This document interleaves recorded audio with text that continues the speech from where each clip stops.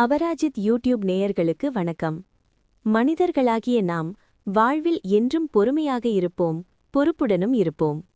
இதில் நாம் பார்க்கப் போவது குழந்தைகளுக்கான திருக்குறள் கதை மற்றும் வாழ்க்கை பாடம். திருக்குறளின் இல்வாழ்க்கை என்ற அதிகாரத்தில் வரும் இந்த குறள் மனித வாழ்க்கைக்கு மிகவும் தேவையான, முக்கியமான மற்றும் ஆழமான கருத்தை விளக்குகிறது. திருக்குறள் 47. இயல்பினான் இல்வாழ்க்கை வாழ்பவன் என்பான், முயல்வாருள் எல்லாம் தலை.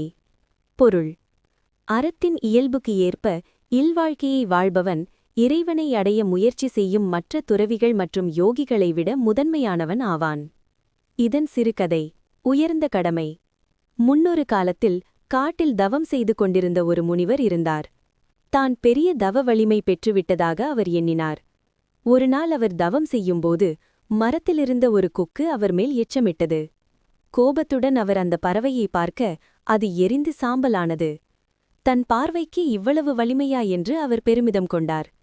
பின்னர் அவர் உணவிற்காக ஒரு வீட்டிற்கு சென்று பிச்சை கேட்டார். அந்த வீட்டின் தலைவி தன் கணவருக்கு செய்ய வேண்டிய கடமைகளை செய்து கொண்டிருந்ததால் முனிவருக்கு உணவிட சற்று தாமதமானது. வெளியே வந்த பெண்ணை முனிவர் கோபத்துடன் அவளை பார்த்தார். அந்த பெண் அமைதியாக, "முனிவரே, நான் எரிந்து போவதற்கு அந்த குக்கு அல்ல" என்றாள். முனிவர் அதிர்ந்து போனார்.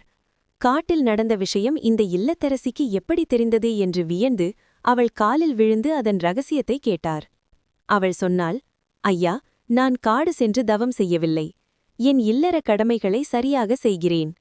என் கணவர், குழந்தைகள் மற்றும் பெரியவர்களை அன்புடன் கவனித்துக் கொள்கிறேன்.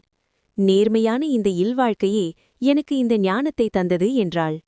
தவம் செய்வதை விட ஒரு குடும்ப தலைவனாகவோ அல்லது தலைவியாகவோ தன் கடமைகளை அறநெறி தவறாமல் செய்வதே மிக உயரிய தவம் என்பதை அந்த முனிவர் உணர்ந்தார்.